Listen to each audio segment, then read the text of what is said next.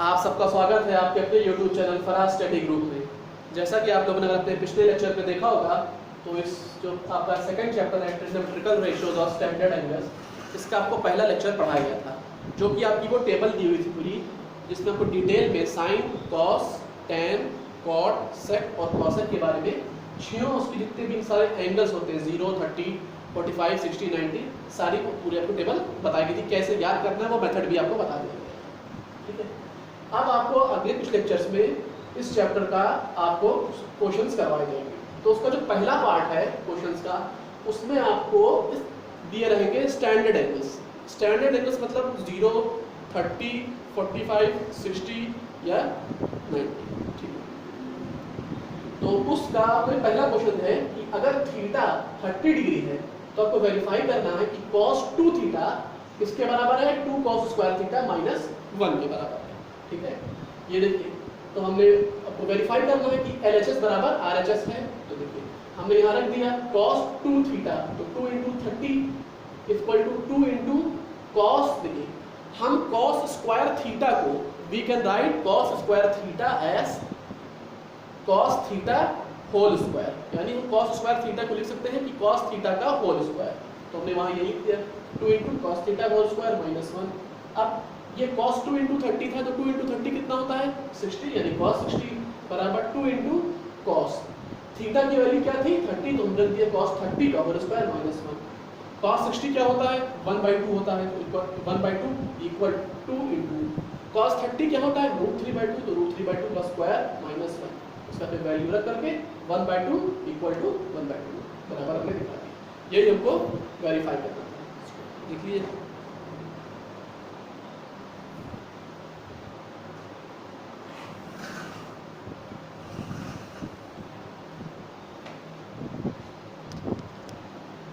इसको देख लीजिए आप लोग, अगला क्वेश्चन बताया जाएगा।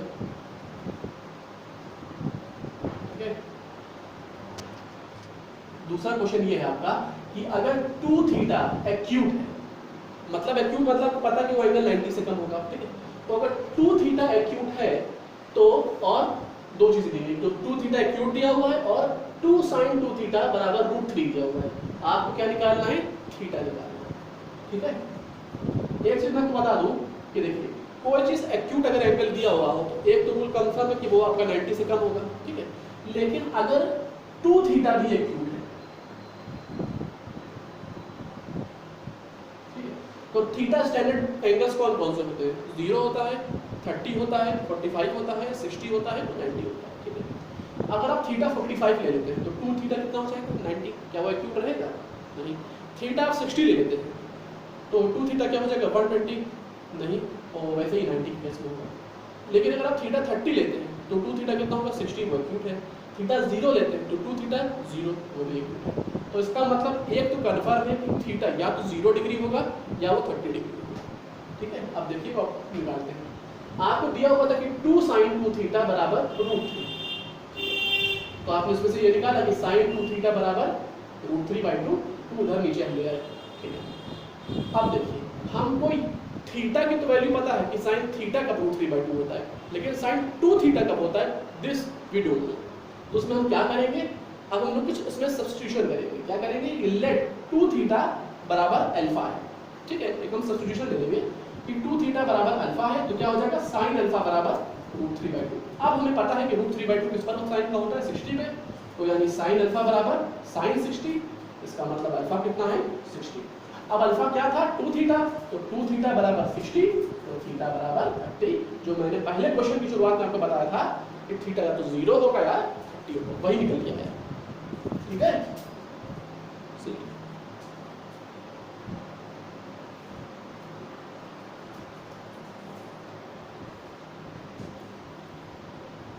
ठीक है, ले लीजिए तो फिर अगला प्रश्न बताया जाए।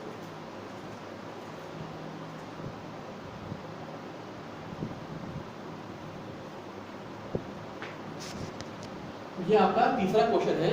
इसमें दिया हुआ है कि 3 sin स्क्वायर थीटा बराबर 2 1/4 है और थीटा 90 से कम है। आपको थीटा निकालना है।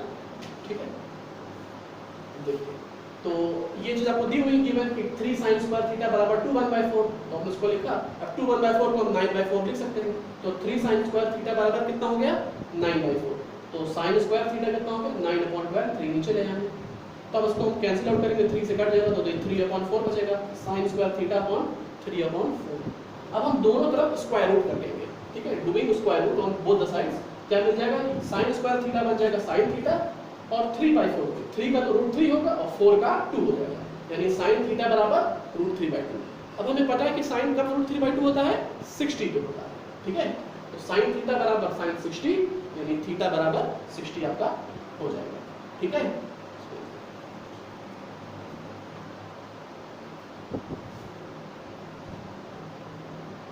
इसमें आप चीज देखिएगा, जैसे पिछला क्वेश्चन आपको बताया गया था उसमें आपका 2 थीटा एक्यूट था, ठीक है। तो दो टाइप से सवाल आप दे सकते हैं। एक तो ये उसमें मेंशन करेगा कि थीटा 90 से कम है, और एक चीज मेंशन करेगा कि थीटा आपका जो है वो एक्यूट है। दोनों का मतलब एक ही होता है, both the things are same. ये देखिए आपके सामने ये चौथा क्वेश्चन दिया हुआ है कि अगर थीटा एक्यूट है और साइन थीटा बराबर कॉस थीटा है, तो पहले तो आपको थीटा निकालना है, फिर उस थीटा की वैल्यू की मदद से आपको 2 tan square theta plus sin square theta -1 इस इक्वेशन की वैल्यू। आपको मैंने कल जब टेबल समझाई थी तो उसके दौरान उसके दरमियान मैंने आपको चीज बताई थी कि sin थीटा और cos थीटा सिर्फ एक वैल्यू के बराबर होता है, और वो वैल्यू क्या होती है जब थीटा कितना हो 45 हो, ठीक है। जब थीटा 45 होता है तभी sin थीटा बराबर cos थीटा होता है, वरना कहीं नहीं होता, ठीक है। तो हमको थीटा की वैल्यू तो पता चल गई 45, उसके बाद फिर वैल्यू रख करके हमने आंसर निकाल लिया जो कि आया 3/2।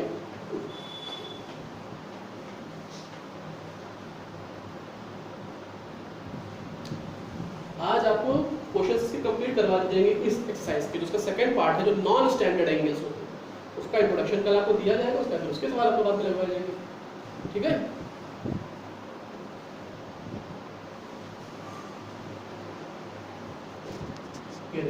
ये पांचवा जो क्वेश्चन आपको दिया हुआ है, ट्रायंगल दिया हुआ है ABC, उसमें AB √3 है, BC 1 है और AC y दिया हुआ है, और ये एंगल C x डिग्री दिया हुआ है। इसमें आपको चार चीजें निकालनी है। सबसे पहली है कि आपको tan x निकालना है, ठीक है। तो tan x का आपको फॉर्मूला पता है क्या होता है, हाइट अपॉन बेस, यानी AB अपॉन BC। तो AB अपॉन BC से हमने tan x निकाल लिया, ठीक है। अब हमको x निकालना है, तो आपको tan x कितना निकला था √3, तो हम लोग लिख लेंगे कि tan x बराबर √3। अब आपको पता है कि tan √3 कब होता है, tan √3 60 पे होता है, ठीक है। तो tan x बराबर tan 60 यानी x बराबर 60, ठीक है। tan जो होता है √3 कितने पे होता है 60 पे होता है, तो हम लोग लिख देंगे कि tan x बराबर tan 60। अगर हमको tan को ही तो √3 पे दिखाना है कितना होता है, तो √3 की जगह हमने tan 60 लिख लिया है। अगर यहाँ पे साइन होता तो हम वहाँ पे जो साइन पे वैल्यू करस्पॉन्डिंग दी होती √3/2 तो वो लिखते हैं। यहाँ पे tan की करस्पॉन्डिंग वैल्यू है तो हमने √3 के बजाय tan 60 लिख दिया है, तो x कितना निकला 60 आ गया, ठीक है। अब आपको cos x निकालना है, तो ठीक x तो आपको पता था 60, तो cos x मतलब cos 60 वो आपको 1/2 होता है, ठीक है। चौथा पार्ट था कि आपको sin x की मदद से y निकालना, मतलब आप डायरेक्टली पाइथागोरस थ्योरम से y नहीं निकाल सकते हैं, आपको sin x निकालना है और उसकी मदद से y। sin x कितना होगा यानी sin 60 यानी √3/2, ठीक है। अब आपको पता है कि sin x क्या होता है AB अपॉन AC, यानी √3/2 क्या होगा √3 अपॉन y, √3/2 यानी √3 अपॉन y, यानी y कितना होगा 2, ठीक है। ये आपको जितने वेक्टर टाइप्स बताए गए एक दो और बचे हैं, इन्हीं टाइप्स के सवाल आपको इस एक्सरसाइज में आएंगे, इसके अलावा कोई टाइप्स नहीं है, ठीक है।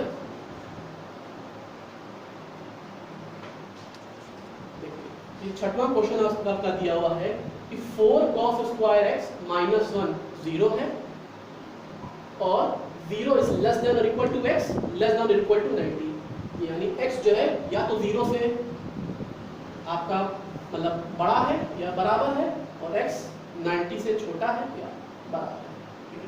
अब आपको इसमें तीन चीजें निकालनी है। पहला तो आपको x निकालना है, तो x आपको पता है ये टर्म दिया हुआ था 4 cos स्क्वायर x -1, उससे आपका x कितना निकला, cos x की वैल्यू निकली आपकी 1/2, ठीक है।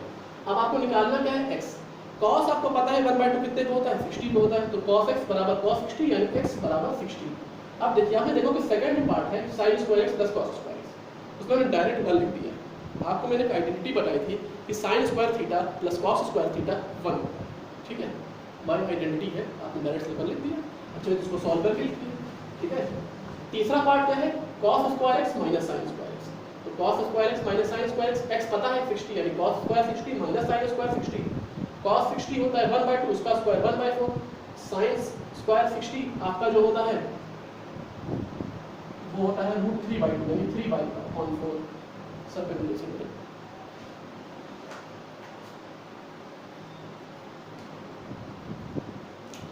ये आपका होता है 3/4, ठीक है।